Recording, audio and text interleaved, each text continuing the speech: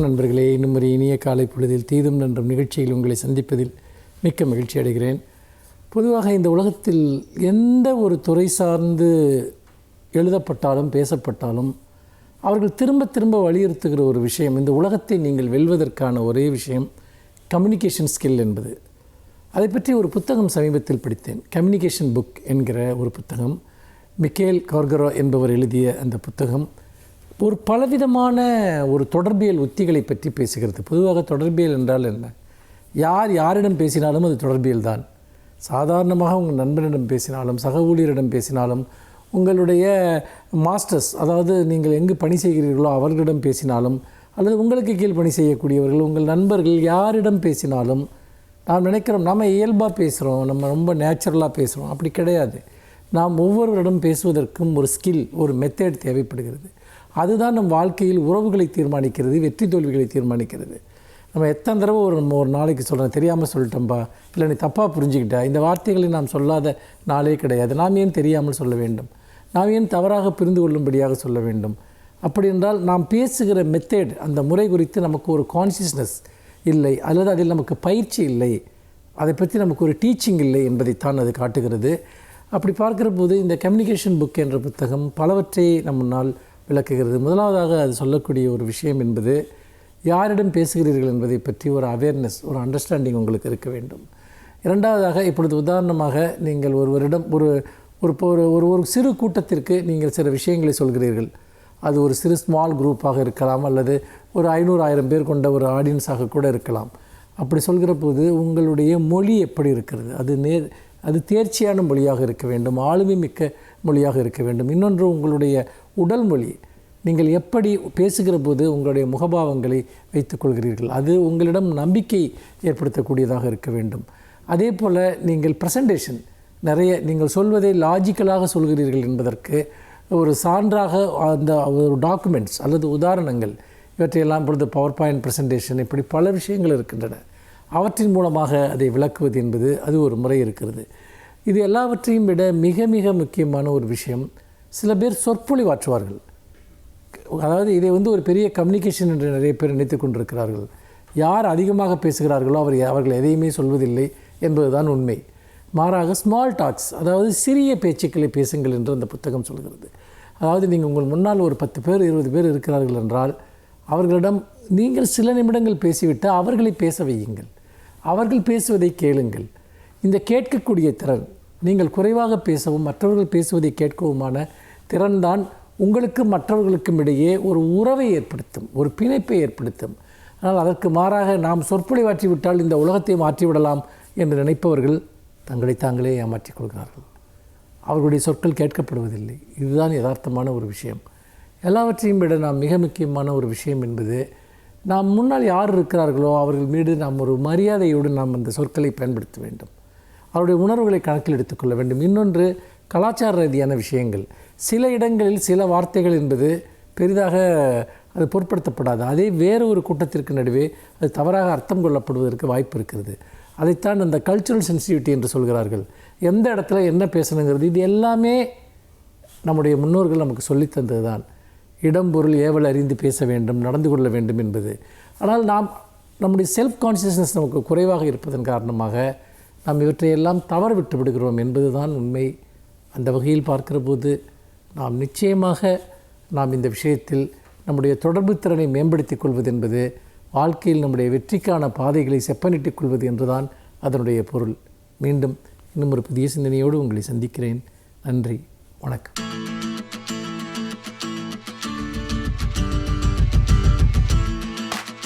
அனைவருக்கும் என் அன்பு வணக்கம். நாம் ஒவ்வொரு நாளும் எவ்வளவோ புகைப்படங்களை எடுத்துக்கொள்கிறோம். முன்பெல்லாம் ஒரு புகைப்படம் எடுப்பதென்றால் அதற்காக ஒரு புகைப்பட தொழிலில் இருக்கிற நண்பரை அழைக்க வேண்டும். இப்போது அப்படி இல்லை. அத்தனை பேரிடத்திலும் அந்த புகைப்பட கருவி இருக்கிறது. கைபேசி என்பது மிக பெரும்பாலும் புகைப்படங்கள் எடுப்பதற்கு இன்றைக்கு பயன்படுகிறது. இருப்பினும் கூட சில படங்கள் தான் உலக வரலாற்றில் நிலைத்து நிற்பவை. சில படங்கள் தான் வரலாற்றிலேயே புகழ்பெற்ற படங்கள். அப்படி படப்பட்ட படங்களிலே ஒன்று 1945ஆம் ஆண்டு எடுக்கப்பட்ட படம். ஏறத்தாழ 90 வருடங்கள் ஆகப் போகிறது. இன்றைக்கு அந்த படத்துக்கென்று ஒரு தனி மதிப்பு உண்டு.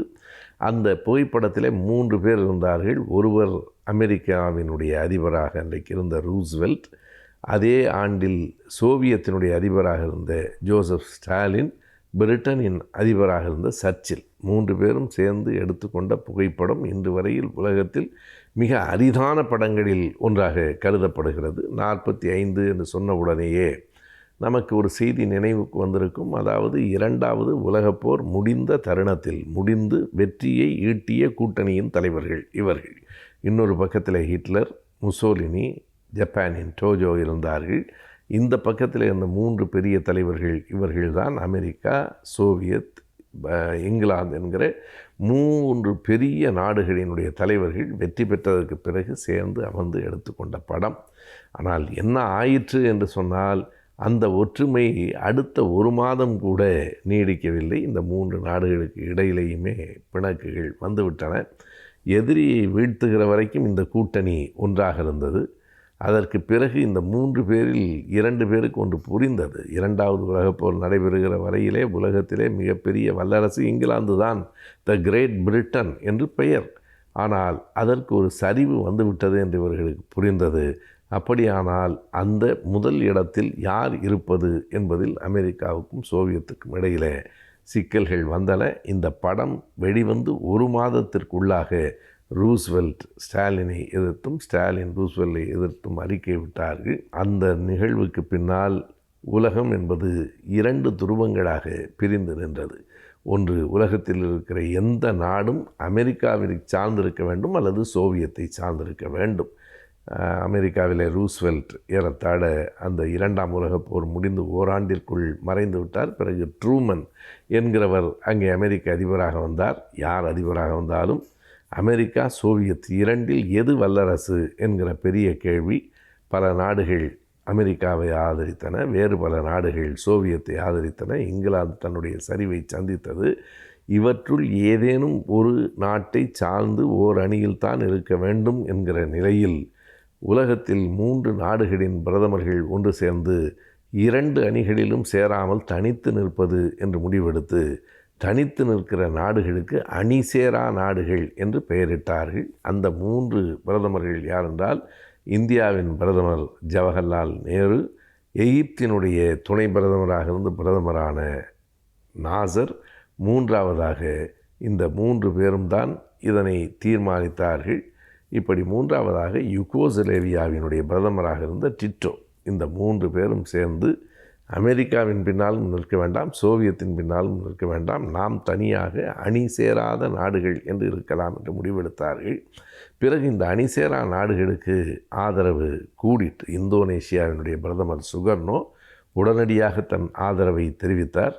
அதே போல் பர்மாவினுடைய அதிபர் யூனு, கானா என்கிற நாட்டினுடைய பிரதமர் நிகுருமா ஆகியோரும் இந்த அணிக்கு ஆதரவு தெரிவித்தார்கள்.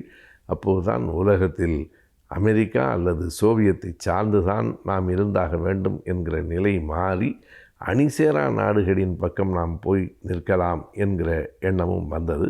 எனவே உலகத்திலேயே மிகப்பெரிய அதிசயமாக கருதப்பட்ட படம் அந்த படம். உலகத்திலேயே முதலாக ஒரு அணிசேரா நாடுகளை உருவாக்கிய தலைவர்கள் இந்த 3 பேரும் இருக்கிற படமும் அதை போல மிக அரிதானது. நேரு, டிட்டோ, நாசர் 3 பேரும் இருக்கிற அந்த படமும் மிக அரிய படங்களில் ஒன்று என்று நாம் சொல்லலாம்.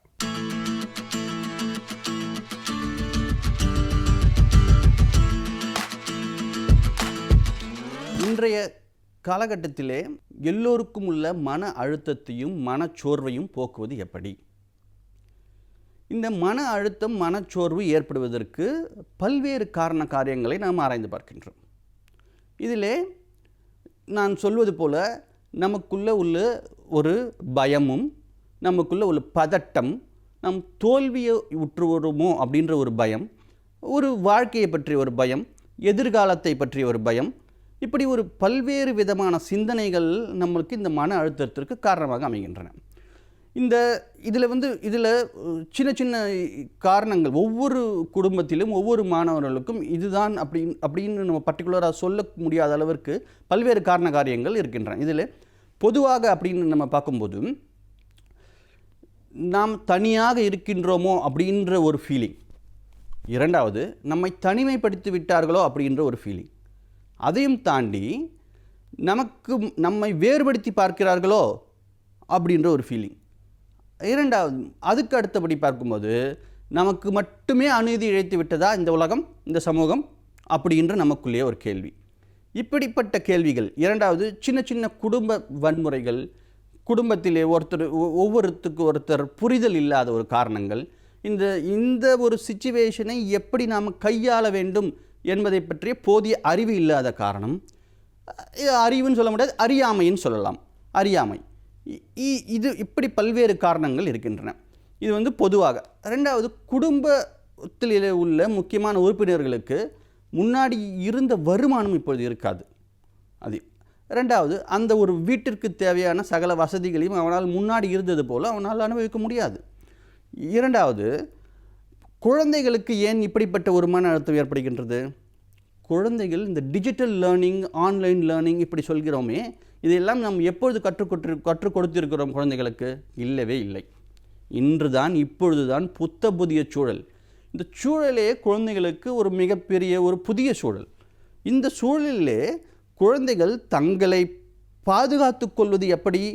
இந்த சைபர் கிரைம், சைபர் புல்லிங் இப்படின்னு சொல்கிறார்கள், இதிலிருந்து எப்படி பாதுகாக்கிறது? ரெண்டாவது, இந்த சூழலிலே நம்ம உட்கார்ந்து நம்மளால் எவ்வளவு நேரம் அந்த ஆன்லைனிலே கிளாஸை கவனிக்க முடியும் அப்படின்ற ஒரு பயம் குழந்தைகளுக்கு.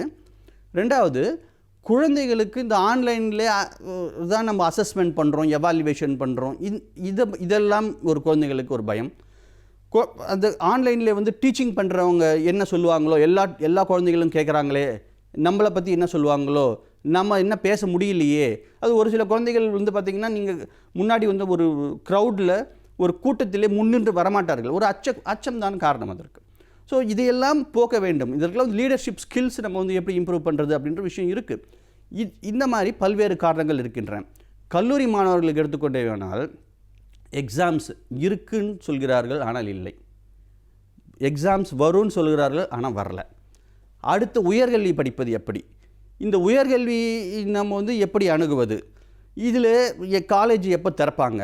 நம்ம காலேஜ் லைஃப்பை எப்படி என்ஜாய் பண்ணுவது? அது கேரியர்ஸ், அதாவது அடுத்த கட்டத்திற்கு எப்படி செல்வது? இப்படி பல்வேறு காரணங்கள் கல்லூரி மாணவர்களுக்கு இருக்கின்றன. அது மாதிரி அடலசன்ஸ் அப்படின்ற பார்க்கும்போது அவர்களுக்கும் உள்ள மன அழுத்தம் இருக்க தான் செய்யுது. ஏன்னா அவங்க எல்லாருமே ஒரு ஃப்ரெண்ட்ஸ், பியர்ஸ் குரூப்ஸ்ன்னு சொல்லுவார்கள், இவர்களோட கனெக்ஷன் ஆகியிருக்காங்க. அப்போது ஒவ்வொருத்தருக்கும் பேசி அளவலாகி வெளியில் ஒரு சாதாரணமான ஒரு சூழல் கிடையாது. அவங்களுக்கு என்ன ஆகுது? ஒரு விளையாட்டினுடைய நேரம் கட் ஆகிடுது. அதே மாதிரி மற்ற மாணவர்களுடைய, அதாவது சக மாணவர்களுடைய அளவலாகக்கூடிய நேரம் இல்லை. அதாவது ஒன்றுக்கு ஒன்று ஃபேஸ் டு ஃபேஸ் அப்படி கிடையாது. வீடியோ கால் பண்ணலாமா, அது வேறு விஷயம். இப்படி எல்லாமே ஒரு சாதாரணமாக இருக்கின்ற நிலைமை தலைகீழாக மாறும்போது அந்த அச்சுறுத்தல் இருக்கத்தானே செய்யும். இதை எல்லாமே நம்ம ஒவ்வொரு ஏஜ் குரூப் அப்படின்னு சொல்வார்கள். இந்த குழந்தைகள் 1 முதல் 5ஆம் வரை உள்ள குழந்தைகளை எப்படி கையாள்வது, 5வது படிக்கும் 6வது படிக்கும் மாணவர்கள் முதல் 8ஆம் வகுப்பு மாணவர்கள் வரை உள்ள குறைகளை எப்படி கையாள்வது, பிறகு 12ஆம் வகுப்பு மாணவர்களுக்குள்ள மன அழுத்தத்தை எப்படி போக்குவது, டீனேஜ் கல்லூரி மாணவர்கள், குடும்ப நண்பர்கள், குடும்ப உறுப்பினர்கள், வயதானவர், இவர்கள் ஒவ்வொருவருக்கும் ஒவ்வொரு மாதிரியாக இந்த மன அழுத்தத்தை கையாள வேண்டும். பொதுவாக இந்த ஒரு பதிவிலே நம்ம குழந்தைகளினுடைய மன அழுத்தத்தை, படிக்கிற மாணவர்களுடைய மன அழுத்தத்தை போக்குவது மட்டும் எப்படி அப்படின்றத மட்டும் நம்ம பார்ப்போம். இப்போது எல்லாருமே ஸ்கூல் கேம்பஸ், ஹாஸ்டல் கேம்பஸ் இப்படிலாம் கேள்விப்பட்டிருக்கோம். ஆனால் ஹோம் கேம்பஸ், இதுதான் புதிய வார்த்தை. ஹோம் கேம்பஸ் அப்படின்ற வார்த்தை புதிது. அதாவது வீட்டுச் சூழலிலே கல்வியை கற்க வேண்டும். வீட்டுச் சூழலிலே நீங்கள் கல்வியை கற்க வேண்டும். இந்த வீட்டுச் சூழலிலே நீங்கள் கல்வியை கற்க வேண்டுமென்றால் அதற்குள்ள வழிமுறைகள் என்ன? அந்த கல்வியை மன அழுத்தம் இல்லாமல் எப்படி ஒரு என்ஜாய்மெண்ட்டோட, ஒரு ஹாப்பி லேர்னிங்னு சொல்வார்களே, அந்த மாதிரி ஒரு ஹாப்பியாக எப்படி அந்த கற்றுக்கொள்ளலை நாம் உள்வாங்குவது, இதன் மூலம் நம்மளுடைய படைப்பாற்றலை எப்படி மேம்படுத்துவது, இப்படி வந்து குழந்தைகளுக்கு நம் பயிற்சிகள் கொடுக்க வேண்டும். அது ப்ராக்டிஸ் மேக்ஸ் அ மேன். பயிற்சியும் முயற்சியும் இருந்தால் வாழ்க்கையில் என்ன வேணால் நம்மளால் சாதிக்க முடியும் மாணவர்களே. கண்டிப்பாக வாழ்க்கையில் நீங்கள் என்ன வேணாலும் சாதிக்க முடியும். அந்த நம்பிக்கையை வளர்த்துக்கொள்வது எப்படி? சுய ஊக்கம் சொல்வார்களே, செல்ஃப் மோட்டிவேஷன், அதுதான் இந்த காலகட்டத்திலே மிக மிக முக்கியம். உங்களை பற்றி நீங்கள் என்றைக்குமே குறைவாக எடை போடாதீர்கள். உங்களுக்குள்ள ஒரு திறமை கண்டிப்பாக இருக்கின்றது. அந்த திறமையை எப்படி நீங்கள் வெளிக்கொணர்வது? இப்போது நம்ம ஒரு உதாரணத்துக்கு சொல்வேமானால், மகேந்திர சிங் தோனி அப்படின்ற ஒரு கிரிக்கெட் கேப்டன் எல்லோருக்குமே தெரிந்த ஒரு நபர். அவர் சிறிய வயதிலேயே அவர் விளையாட்டின் ஆர்வம் இருந்தது உண்மை. ஆனால் ஃபுட்பாலில் தானே அவருக்கு ஆர்வம் இருந்தது. திடீர்னு கிரிக்கெட்டிலே அவர் எப்படி அவர் இன்வால்வ் பண்ணி கொண்டார், அதில் அவருடைய திறமையை எப்படி வளர்த்து கொண்டார், அவருடைய காலகட்டத்திலே அவருடைய சந்தித்த இன்னல்கள் என்னென்ன, அவர் எப்படி வாழ்க்கையில் வெற்றி பெற்றார், அவர் கேப்டன் கூல் அப்படின்னு சொல்லக்கூடிய அளவிற்கு அவர் எப்படி தன்னுடைய நிர்வாக மேலாண்மையும் ஒரு ஆளுமை திறனையும் எப்படி வளர்த்து கொண்டார், இதையெல்லாம் நாம் கண்டிப்பாக பார்க்க வேண்டும். மாணவர்களுடைய மத்தியிலே முக்கியமாக பழக்க வழக்கங்களை நாம் ஒரு லிஸ்ட் போட்டு நம் ஆசிரியர்களும் பெற்றோர்களும் மாணவர்களுக்கு சொல்ல வேண்டும். அது ரொட்டீன்ஸ்ன்னு சொல்வார்களே, அந்த ரொட்டீன்ஸும் அந்த ஹேபிட்ஸ், இது ரெண்டுமே தான் மாணவர்களை திறன்பட வாழ்க்கையினுடைய தரத்தை மேம்படுத்துவதற்கு உதவும். யோகா, மெடிடேஷன், பிராணாயம், இந்த மாதிரி ஒரு குறிப்பிட்ட ரொட்டீனான ஒரு வாழ்க்கை முறையை நாம் இந்த காலகட்டத்திலே மட்டுமல்லாமல் என்றைக்குமே பின்பற்றுமானால் நம்முடைய மனச்சோர்வு கண்டிப்பாக நீங்கும். இதை தவிர, அதாவது செயல்முறை மூலம் கல்வி, ஒரு மாடல் பேஸ்டு கல்வி, ரெண்டாவது ஒரு மியூசிக் மூலமாக நம்ம என்ன லேர்ன் பண்ணுறோம், ஒரு டான்ஸ் மூலமாக என்ன லேர்ன் பண்ணுறோம், இப்படி பல்வேறு விதமான நீங்கள் கற்றலையும் கற்பித்தலையும் கற்றுக்கொள்ள வேண்டும். ஒரே மாதிரி ட்ரெடிஷ்னல் லேர்னிங்க்கு நீங்கள் போகவே கூடாது. நம்மளுக்கு என்ஜாய்ஃபுல்லாக மூலமாக எதை நம்ம கற்றுக்குறோம், ஒரு மாடல் மேக் பண்ணி கற்றுக்குறோமா இல்லையா, நம்ம குக்கிங் மூலமாக அதில் உள்ள இன்ஃபர்மேஷன் என்னன்னு தெரிஞ்சுக்கிறோம், ஒரு கேமிங் விளையாடுறதுல கூட அதில் நம்மளுடைய லீடர்ஷிப் ஸ்கில்லை நம்மளால் ப்ரூவ் பண்ண முடியும். இப்படி பல்வேறு விதமான வழிமுறைகளை நமது முன்னோர்கள் வகுத்து உள்ளார்கள். அதாவது இந்த மாதிரி சிச்சுவேஷன்ஸ்க்கு மட்டும் இல்லாமல் என்றைக்குமே இது நம்மளுக்கு மிகவும் பயனுள்ளதாக அமையும். நன்றி, வணக்கம்.